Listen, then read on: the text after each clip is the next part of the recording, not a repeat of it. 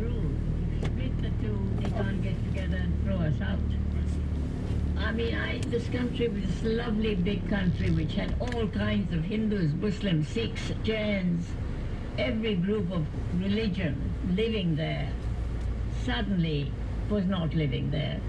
And people went off in either direction. I mean, Muslims went to Pakistan, and they boarded trains to go to Pakistan. Hindus in Pakistan boarded trains to come to India.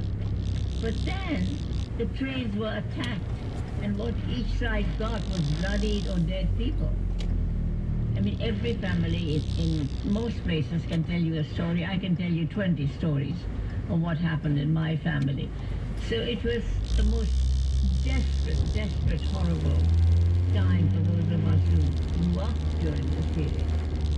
You write, talking about Delhi, its vibrant Hindu-Muslim culture, its nuanced rules of etiquette, its unfailing politeness, and its unique sense of hospitality began to fade away. Yes. So the lesson from that is what? Is that people who were able to get together and live together like you did in the convent with Hindu girls and Muslim girls, all of a sudden there's a change and everyone hates the other side.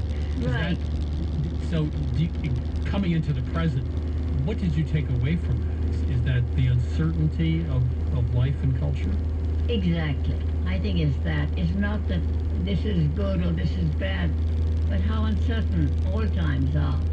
And you never know what's going to happen next. So what is happening in America today reminds me of those times when people just don't want to get along.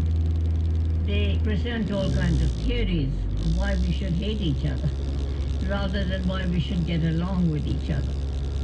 Let's go back to some nice memories before all of that. And one of the things that really strikes me in your book, in your writing, is this notion of the picnic.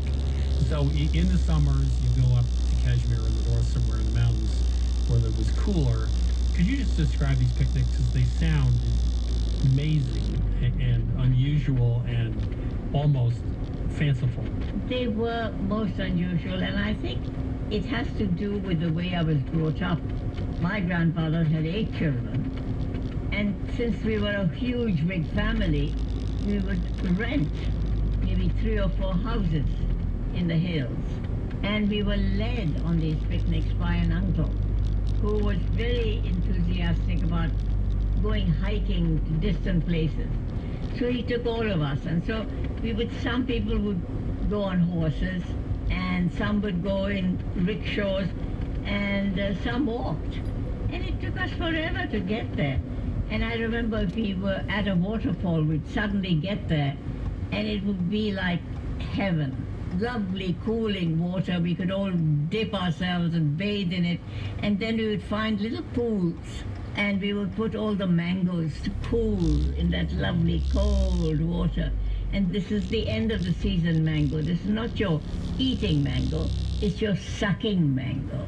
I don't know if you've had a sucking mango. No, what is that? Oh, a sucking mango is a smaller mango